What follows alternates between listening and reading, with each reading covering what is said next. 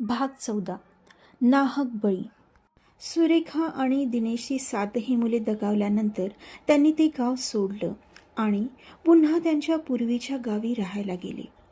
दिनेश सुरेखावर खूप नाराज होता, पण सुरेखाशिवाय त्याच्या आयुष्यात कोणताच पर्याय उरला नव्हता. त्या दोघांचं आता कुठे आयुष्य सुरळीत चालू झालं होतं. त्यांची मुले जाऊन आता 10 वर्ष होत आली होती. तो वाडा अजूनही दिनेशच्याच नावाने होता आणि तो वाडा विकण्याची हिंमत दिनेशला कधीच झाली नाही.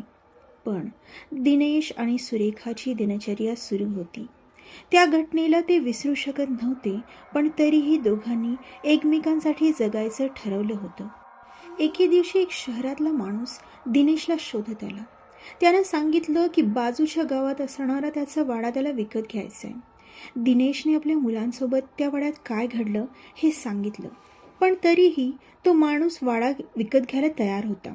कारण एकतर तो शहरातला शिकला सवरलेला माणूस होता आणि त्यात त्याने त्या गावातली जमीन खरेदी केली होती जिथे दिनेश राहत होता.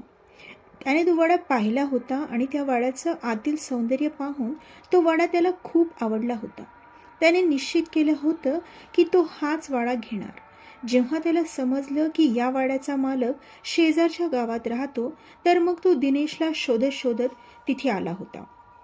दिनेशला तर अजिबात इच्छा नव्हती तो वाडा विकण्याची, पण तो शहरी माणूस काहीही ऐकायला तयार नव्हता. म्हणून मग नाईलाजाने दिनेशने तो वाडा विकला.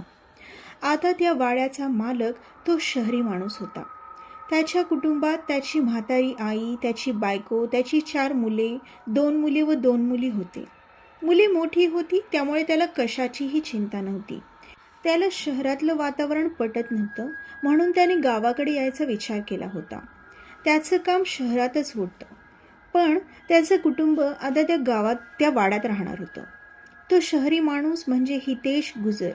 त्याच्या आईला त्याने दिनेशसोबत त्या वाड्यात काय घडलं होतं हे सांगितलं होतं. त्याने हेही सांगितलं होतं की वरच्या मजल्यावरच्या त्या खोलीमध्ये जर का कोणी गेलंच नाही तर काहीही होणार नाही. बाकी वाडा फार मोठा होता, आतून तर अगदी जशाचा तसा होता. म्हणून मग जेव्हा तो आणि त्याचं कुटुंब गावात शिफ्ट झाले, तेव्हा तो वाडा पाहून खूप खुश झाले. हितेशने तर वाडा पाहिलेलाच होता, पण त्याचं कुटुंब राहायला येण्याअगोदर त्याने वाड्याला आतून आणि बाहेरून रंग देऊन घेतला होता. त्यामुळे वाडा अगदी नजर लागण्यासारखा सुंदर भासत होता. एका दिवसातच त्याने आणि त्याच्या कुटुंबाने मिळून सामान लावलं होतं. शेतासाठी एक गडी माणूस ठेवला होता आणि त्याच्या बायकोला वाड्यात कामासाठी ठेवण्यात आलं होतं. त्याची बायको सकाळी सगळं काम करून निघून जायची, फक्त किचनचं काम हेमा करायची. तो गडी माणूस दुसऱ्या गावचा होता, म्हणून त्याला ह्या वाड्याबद्दल म्हणजे त्या वाड्याच्या भूतकाळाबद्दल काहीच माहिती नव्हतं. हितेशने जाणून बुजून अशा माणसाला ठेवलं होतं जेणेकरून त्या वाड्याबद्दल कोणतीही चर्चा होऊ नये. हितेशच्या आईने हितेशच्या गैरहजेरीत एका मांत्रिकाला बोलावून त्या खोलीला मंत्रतंत्राने बंद करून घेतलं होतं, जेणेकरून चुकून सुद्धा कोणी त्याकडे जाऊ नये. त्यांनी त्यांच्या सुनेला म्हणजेच हेमाला बजावलं होतं की वरच्या मजल्यावर कामाशिवाय जायचं नाही. तिनेही कधी आपल्या सासूचं म्हणणं टाळलं नाही. मुलं जात असायची वरती, तेही टेरेसवर जायची पावसाळ्यात. हेमा फक्त वरच्या झाडांना पाणी घालायला जायची. आता तिच्या मोठ्या मुलीच्या लग्नासाठी मुलगा बघणं चालू होतं. त्यांच्या जातीत मुलगी मुलाच्या घरी जाते. तिथे मुलाकडचे मुलीला साडी देतात. जर का मुलीला मुलगा आवडला तरच ती त्या मुलाने दिलेली साडी नेसते. जर का मुलीला तो मुलगा आवडला नसेल तर ती मुलगी त्याने दिलेली साडी नेसत नाही, ती तशीच घेऊन घरी येत असे. असो, हेमाची मुलगी म्हणजेच हेतल जवळजवळ 22 वर्षांची झाली होती. त्यांच्या नातलगातलं स्थळ चालून आलं होतं.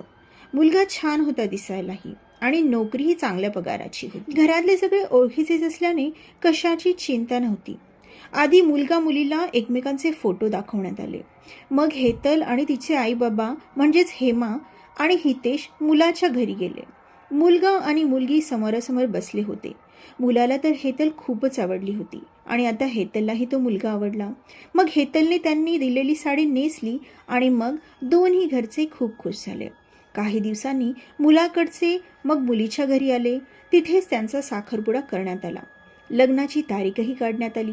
मग काही दिवसांनी लग्नही अगदी थाटामाटात पार पडलं. धाकटी मुलगी मीनल, तिचंही लग्नाचं वय झालं होतं. ती 20 वर्षांची होती. हेतलच्या लग्नातच तिला 2-3 स्थळं आली होती. मग हितेशने ठरवलं की तिचं शिक्षण पूर्ण झालं की तिचंही लग्न करून टाकायचं. दोन्ही मुले, तरुण आणि तेजस, शाळेत शिकत होती. तरुण मोठा मुलगा होता, वय वर्ष 16, आणि तेजस सर्वात लहान होता, वय वर्ष 13. आजीने दोन्ही मुलांना बजावलं होतं की वरच्या मजल्यावरच्या त्या खोलीत पाऊल टाकायचं नाही म्हणून. पण दोन्ही मुलांना खूपदा वाटायचं की काय आहे त्या खोलीत जाऊन बघावं, पण आजी नेहमी त्यांच्या पाळतीवर असायची, त्यामुळे त्यांना कधी चान्स मिळाला नाही. हळूहळू दिवस सरत होते. अजून तरी काही अघटित घडलं नव्हतं. रात्री बेरात्री हेमाला विचित्र आवाज यायचे, पण तिने त्याकडे फारसं लक्ष दिलं नव्हतं.